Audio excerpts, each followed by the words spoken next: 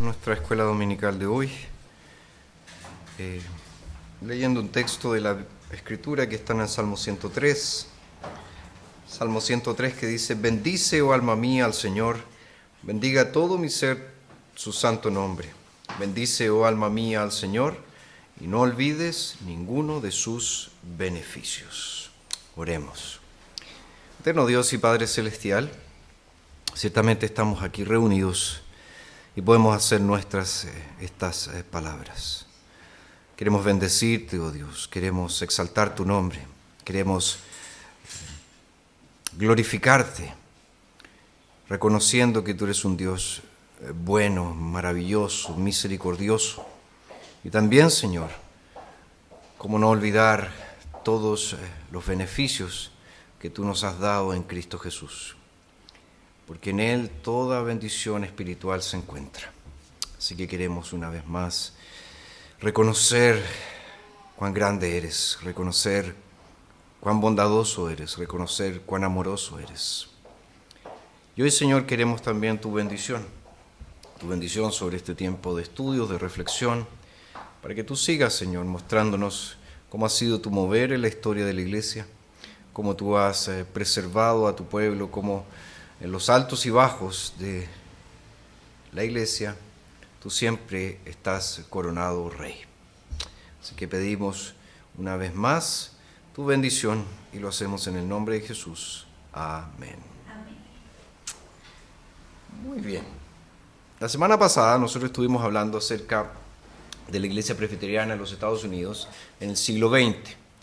Y decíamos que este siglo se caracterizó por el surgimiento de lo que nosotros conocemos como el modernismo o liberalismo teológico. Y en el seno mismo de la Iglesia Presbiteriana eso se dio. Y hubo ciertamente figuras que se levantaron en contra de ese movimiento. Y una de las figuras que mencionábamos era John Gresham Machen. Hablamos un poquito acerca de él, hablamos cómo él estudió en la cuna misma del liberalismo teológico, es decir, en la Alemania de aquellos días, y vimos también cómo él, después de ser ordenado pastor, tuvo una preocupación bien particular, no solamente en la enseñanza teológica, sino también con las misiones, porque estaba viendo él claramente que la tendencia en la denominación era enviar misioneros que habían abrazado este progresismo teológico y que para ellos el Evangelio era solo un camino más para ser buenas personas. Y vimos también que Machen respondió con eso formando una junta independiente de misiones, y eso le costó una acusación a nivel presbiterial. En esa acusación él fue condenado, apeló a la Asamblea General y la Asamblea General lo destituyó del ministerio en 1936. Y ahí fue donde nosotros terminamos en nuestra clase, nuestra lección pasada.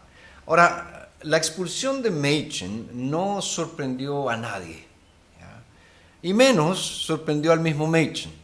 De hecho, él se esperaba que esto podía suceder porque él se estaba enfrentando con un monstruo bastante grande, ¿ya?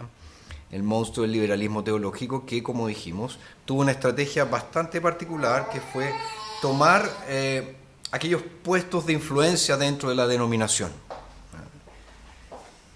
Y ahí se sirvieron del aparato institucional, del aparato denominacional para esparcir sus ideas.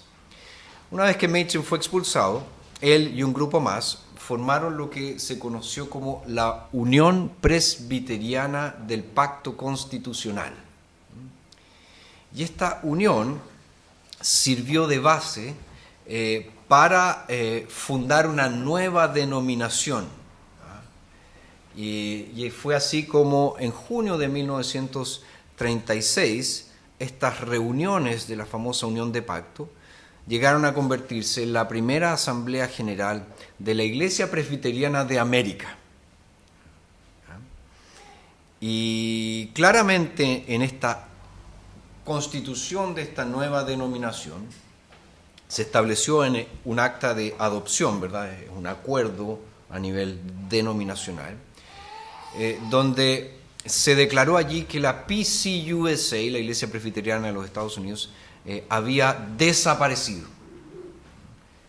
Y ellos declaraban eso a la luz de todas estas tendencias teológicas progresistas. Esta iglesia desapareció. La Iglesia Presbiteriana de los Estados Unidos como la conocíamos, esa iglesia que era confesional, esa iglesia que era bíblica, esa iglesia que realmente estaba firme en las Escrituras, desapareció. Pero esta nueva iglesia, la Iglesia Presbiteriana de América, representaba la verdadera sucesión espiritual de la primera. Entonces decía, esta no es una nueva denominación en el fondo. Estos somos los verdaderos presbiterianos que habíamos sucumbido ante el liberalismo. Y ahí Machen declaró que por fin nos convertimos en miembros de una verdadera iglesia presbiteriana. Entonces, fíjense, el argumento es el siguiente. Nosotros no somos cismáticos. Nosotros no nos estamos dividiendo. Nosotros estamos dando continuidad a lo que realmente es la iglesia presbiteriana. Ellos son los divisivos. Ellos son los cismáticos porque ellos abrazaron una nueva religión, no la fe cristiana. Entonces, en la opinión de Machen y de todo este grupo, la nueva denominación es simplemente una continuación de este presbiterianismo histórico que la PCUSA había rechazado. Pero obviamente los inicios de esta nueva denominación no fueron fáciles, fueron bastante complicados, los primeros 18 meses, porque casi inmediatamente después de haberse formado, de haberse constituido, la PCUSA demandó, ¿verdad?, a esta nueva denominación por usar el nombre Iglesia Presbiteriana de América. Entonces, para evitar una demanda y todos los gastos correspondientes, esta nueva iglesia declaró enfatizar ¿qué cosa? Su ortodoxia, su sana doctrina. Y por eso le cambiaron el nombre de Iglesia Presbiteriana de América a Iglesia Presbiteriana Ortodoxa, la OPC que se conoce hoy. Entonces hicieron ese cambio 18 meses después de haberse fundado. Ahora, otro desafío que tuvo que sobrepasar o enfrentar esta nueva denominación fue que en el año 1936, fíjense, se constituyó en 1936 y en 1937, es decir, 6 meses después de la fundación de esta iglesia, falleció Machen. Machen falleció, contrajo una enfermedad pulmonar y se despachó bien rapidito. Entonces, fíjense, esta visión, este liderazgo de Machen los había alejado de esta iglesia tradicional, por así decirlo, pero ahora que él ya no estaba, ahora que él había fallecido, obviamente no estaba bien claro quién iba a ser el líder necesario de esta nueva denominación. Ahora, el mayor desafío fue darse cuenta rápidamente que no todos los que se habían unido a esta nueva denominación tenían una visión similar de la iglesia. Porque casi inmediatamente de haberse fundado, hubo 2 partidos bastante claros. Un partido conocido como los fundamentalistas. ¿Se acuerdan que ya hablamos un poco acerca del fundamentalismo norteamericano, en qué creían, qué era lo que defendían? Y otro partido que podríamos calificar como confesionalistas, o sea, los de Westminster, estándares de Westminster. Entonces, ahí empiezan a cobrar vida estos 2 partidos, ojo, 6 meses después de que la iglesia se había establecido. O sea, algo que surgió prácticamente de inmediato. Ahora, ¿cuáles eran los temas que generaban más tensión entre ambos partidos? Generaban tensión y generaban también desconfianza. Por un lado, el premilenialismo, que caracterizaba a los fundamentalistas. Y por otro lado, la libertad cristiana, que caracterizaba a los confesionalistas. Y en ambos temas, ¿verdad?, había ciertos sujetos que eran referentes. Por ejemplo, del lado fundamentalista estaba James Oliver Boswell. Hay una teología sistemática de él que de repente circula, que se publicó hace muchos años en español. Fue profesor de Westminster, pero él era premilenialista y más tirado para el dispensacionalismo. Entonces él representó este lado fundamentalista. En ese tiempo Boswell era presidente del Wheaton College, mismo lugar donde, por ejemplo, estudió Billy Graham y otros más. Y por el otro lado estaba, ¿verdad?, un compañero de él, que estaban ahí bien juntos, que era el famoso Carl McIntyre. Él también estaba allí. Ahora, antes de morir, Machen intentó, ¿verdad?, disipar estas crecientes tensiones que había en la OPC, argumentando que los lazos de unidad dentro de la denominación residían en el compromiso que existía con los estándares de Westminster. Y no, ¿verdad?, en interpretaciones no confesionales en el ámbito de la escatología, en el caso de los premilenialistas, o en el ámbito de la santidad personal, como en el caso de los que defendían el tema de la libertad cristiana. Ahora, si ustedes hacen memoria, cuando hablamos un poquito acerca del fundamentalismo, hablamos de estos aspectos, este aspecto escatológico, premilenialista, dispensacionalista, pero también hablamos de este aspecto de la santidad personal, con las conferencias de Keswick, ¿verdad?, que apuntaban a eso. Entonces, Machen había intentado promover la unidad mediante una maniobra que uno podría calificar de política, política eclesiástica.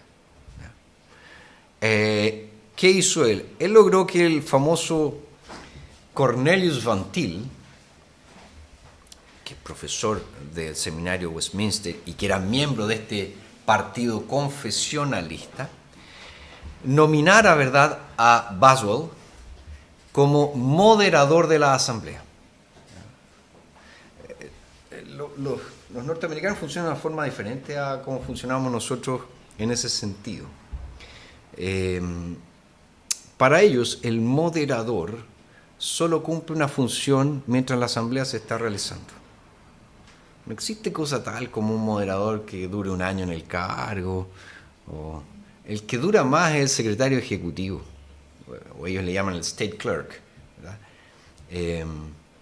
Entonces, comienza una asamblea general, lo primero que se hace son nominaciones para elegir un moderador. Ahora, todo eso ha estado conversado previamente, no es una cuestión que surja así, mira, el Espíritu Santo nos dijo tal cosa, no. Ha estado conversado antes, y ahí los delegados votan y lo escogen, y la persona modera la reunión. Ahora, obviamente es una posición de influencia, ¿ya?, porque él está liderando en ese momento el debate, la discusión, etc. Entonces, él logró que se hiciera estas dos cosas. Van Til, ¿verdad?, nominar a Boswell como el moderador de la asamblea. Ahora, fíjense, ¿por qué era una maniobra política? Ya que tenemos conflictos, ¿verdad?, entre confesionalistas y fundamentalistas, hagamos que un confesionalista nomine a un fundamentalista para que todos se den cuenta que en realidad no estamos peleados. Somos una sola iglesia. No hay ningún problema con eso. Ahora, todas estas maniobras, en el fondo, retrasaron lo inevitable. Porque semanas después de la segunda Asamblea General, se celebraron elecciones para esta Junta Independiente de Misiones Presbiterianas en el extranjero. Acuérdense, esta que había fundado Machen. Y Machen, de hecho, había presidido esta Junta Independiente desde el año 1933. ¿Y qué sucedió? Esta junta estaba constituida tanto por ministros presbiterianos como por ministros no denominacionales. O sea, que no estaban vinculados a ninguna denominación. Y eso resultó ser, obviamente, un conflicto, porque durante esta reunión de 1936, los no confesionales, ¿verdad?, se unieron con, ¿verdad?, los ministros fundamentalistas y ¿qué lograron? Destituyeron a Machen de la presidencia. Y hubo un largo debate sobre eso, y ahí obviamente Machen se sintió profundamente decepcionado, etc. Y ahí obviamente el conflicto se agravó, y ahí surgió en 1937 una división. Y esa división fue entre la OPC, la Iglesia Presbiteriana Ortodoxa, ¿verdad?, y los presbiterianos bíblicos. Siempre tengan en mente estas clasificaciones, ¿verdad?, que decíamos. OPC, confesionales. Presbiterianos bíblicos, fundamentalistas. Entonces,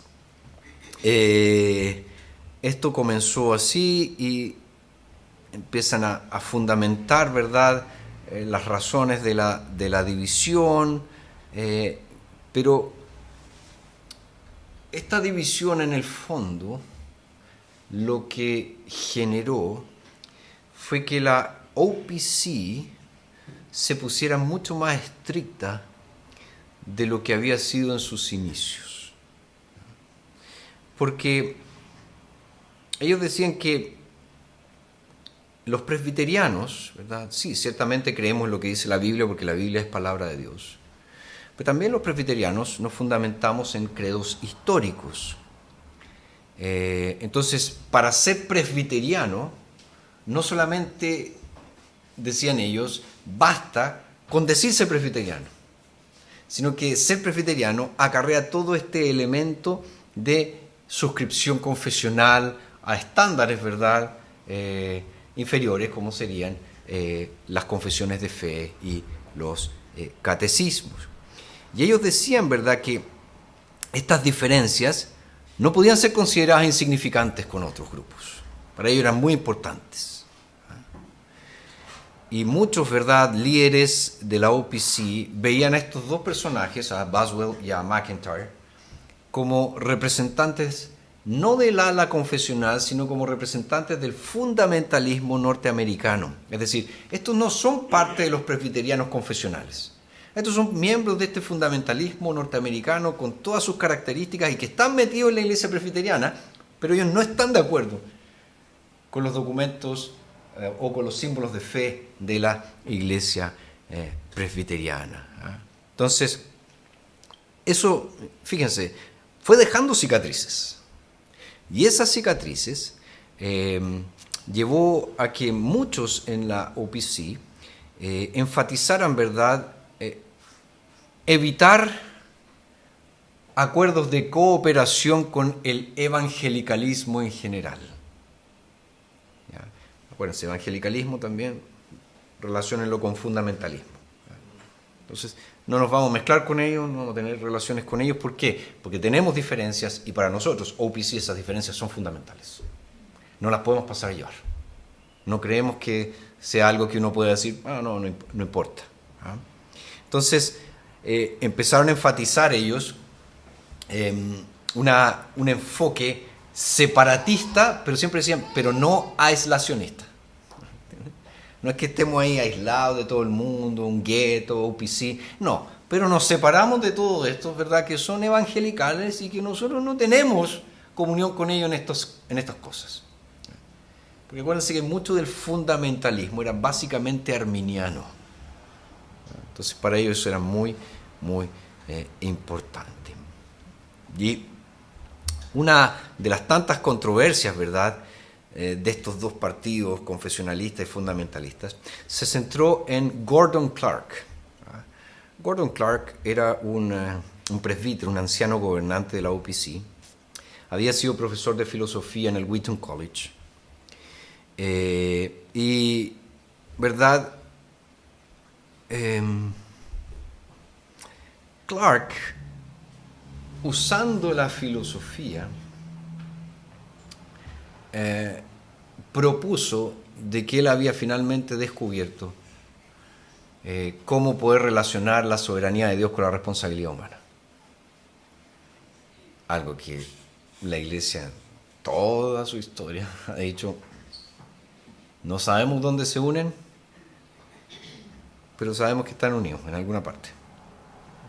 Pero le estoy poniendo esto en bien sencillo, ¿verdad? Entonces, obviamente, Clark quiso aspirar al ministerio pastoral, quiso ser ordenado pastor, pero obviamente muchos de la OPC que conocían sus posturas decidieron oponerse a su ordenación. Y finalmente, ¿verdad?, examinaron sus puntos de vista teológicos y él no logró obtener los 3/4 necesarios para ser ordenado ministro. 3/4 necesarios de un presbiterio en Filadelfia para poder ser ordenado. Intentó hacerlo al año siguiente, intentó volver a hacer los exámenes, volver a presentarse, y fue licenciado y fue ordenado en esa reunión. Licenciado y ordenado en esa reunión. Pero ¿qué pasó? Esa ordenación se impugnó. Y se impugnó por 13 miembros del presbiterio de Filadelfia, incluyendo varios profesores del seminario Westminster. Van Til, Kuyper, no el Abraham Kuyper, R.B. Kuyper, se escribe diferente, es con I, no es con Y. Edward Young, Paul Woolley, todos ellos se opusieron, ¿verdad?, a la ordenación. ¿Y la queja se centró en qué?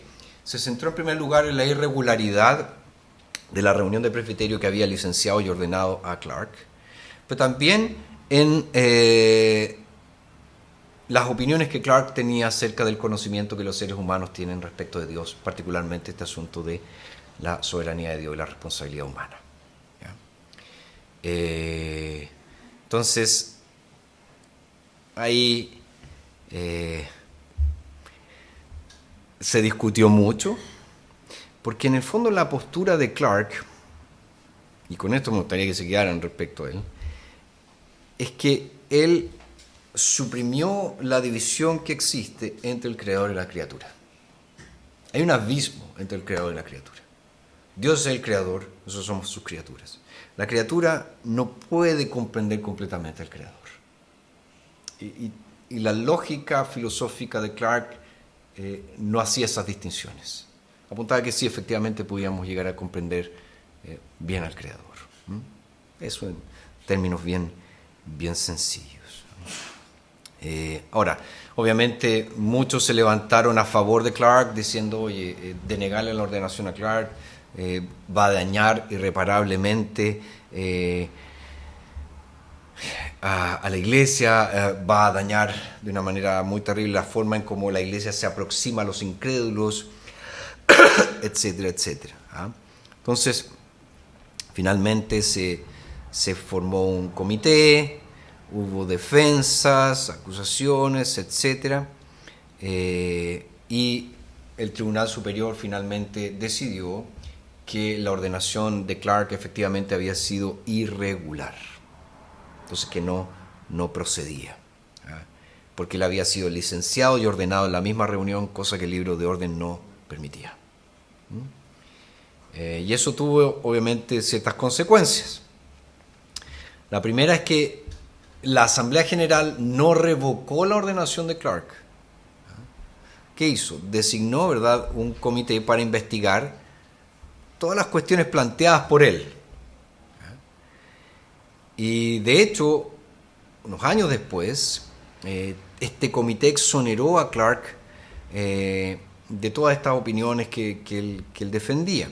Pero hubo un informe minoritario que había sido redactado por profesores del seminario de Westminster y particularmente redactado gran parte por John Murray, donde él declaró, ¿verdad?, que el presbiterio había errado al no exigir a Clark una opinión completa acerca de sus opiniones.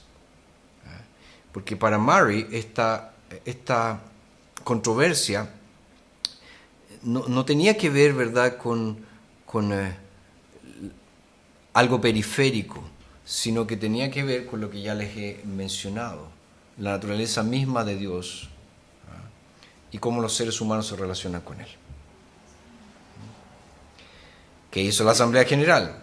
Hizo lo que siempre hacen los presbiterianos, nombró otro comité de estudio para examinar todas estas doctrinas de la incomprensibilidad de Dios y otros asuntos planteados por Clark. Y este comité de estudio, que incluía dos profesores de Westminster, Murray y Stonehouse, elaboró, ¿verdad?, un extenso informe, pero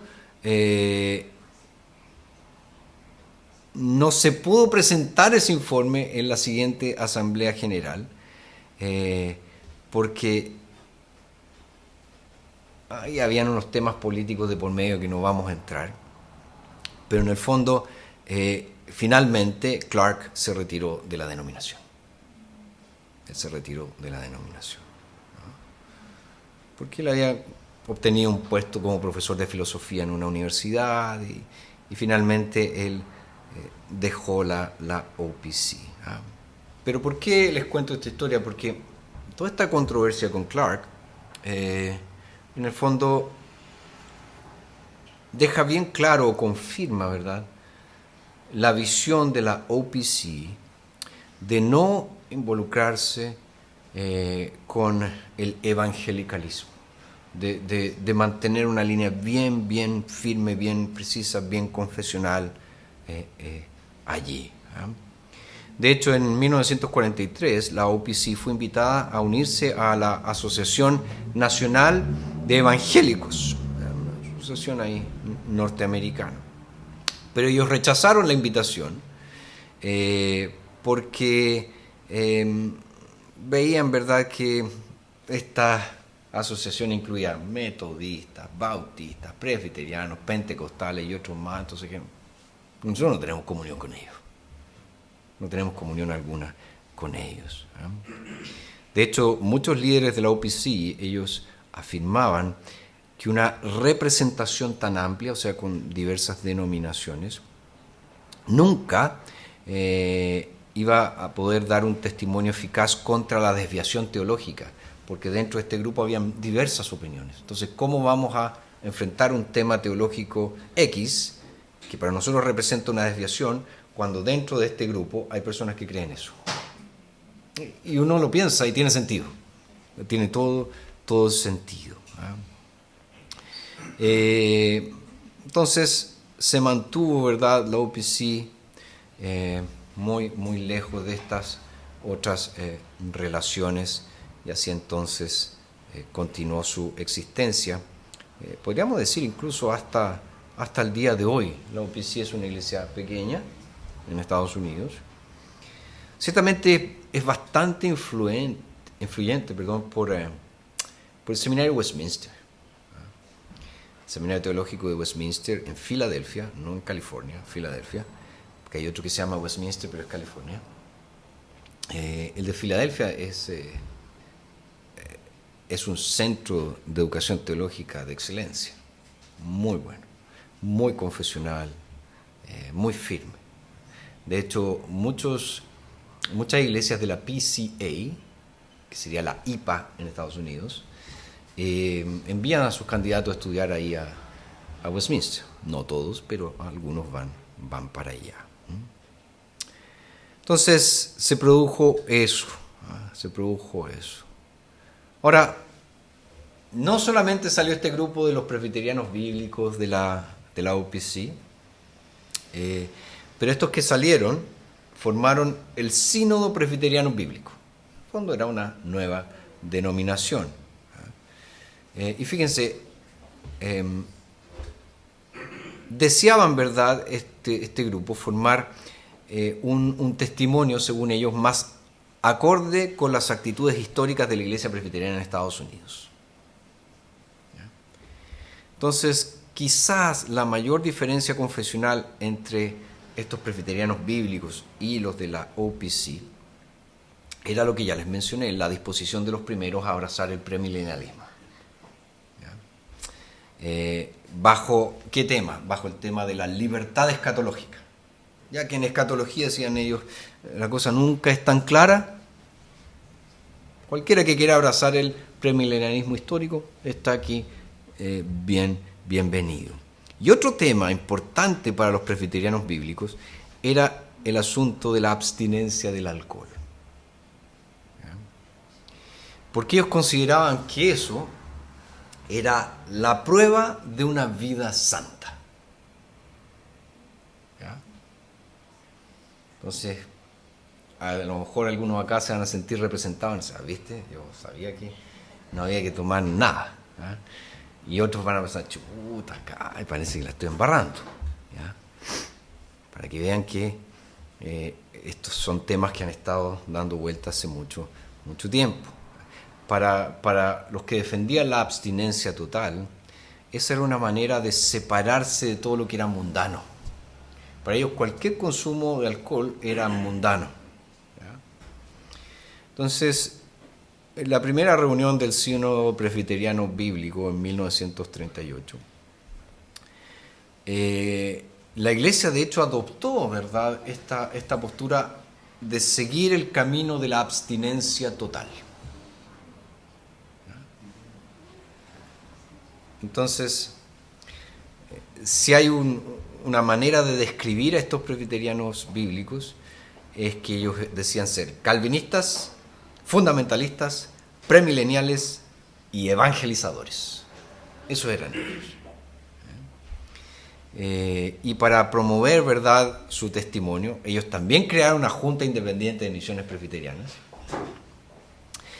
y fundaron también su propio seminario, el seminario teológico Faith o Fe, ¿verdad? Y uno de los estudiantes de ese seminario que llegó a ser famoso fue Francis Schaeffer. No sé si alguien escuchó alguna vez hablar de Francis Schaeffer.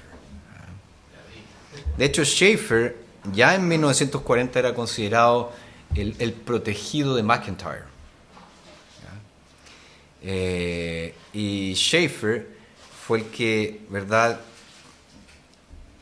trabajó para la Junta Independiente de Misiones Presbiterianas, y él era como el jefe de Europa, y mientras estaba allí fundó, ¿verdad?, lo que se conoce como el L'Abri, o el refugio, ¿no? Y ahí es donde él hizo todo su ministerio. No sé si alguien ha escuchado del L'Abri.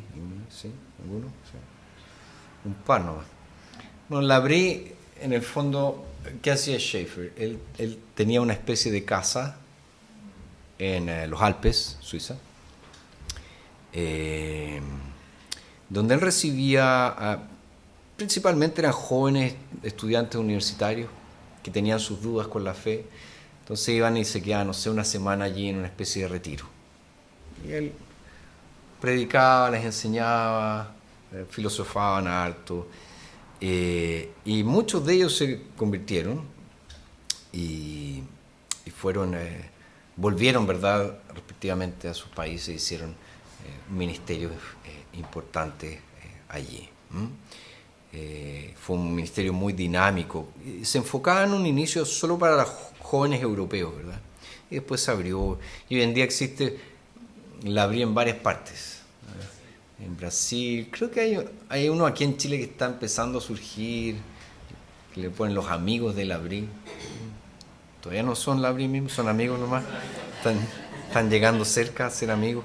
O a lo mejor son amigos, no sé, yo desconozco esas cosas, pero están ahí. Entonces, se dio ese tipo de cosas en ese tiempo.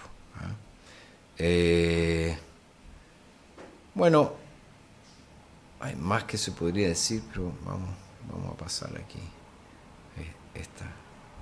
estas cosas. Ahora, lamentablemente, como siempre sucede, estos presbiterianos bíblicos también tuvieron sus propias divisiones. De hecho, tuvieron conversaciones para reunirse con otras denominaciones presbiterianas que andaban por allí. Y formaron ahí por el comienzo de los 70 una fraternidad nacional presbiteriana y reformada, que en el fondo buscaba ser un mecanismo para realinear todas estas denominaciones presbiterianas y reformadas que andaban por allí, ¿verdad? Y ciertamente todo eso derivó en que en el año 1973 se fundó la Iglesia Presbiteriana en América, la PCA. Entonces, esta PCA, ya para la década de los 80, empezó a incorporar nuevas iglesias y llegó a tener varios miembros comulgantes.